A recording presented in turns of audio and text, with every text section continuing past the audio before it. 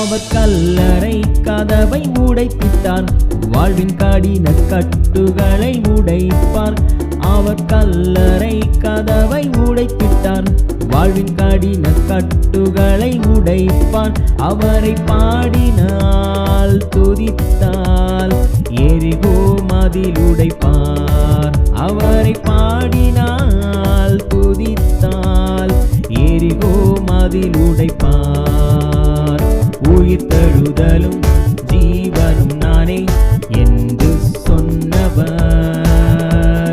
மரணத்தை வென்று உயிருடனின்று நமக்குள் வாழ்கின்றார்.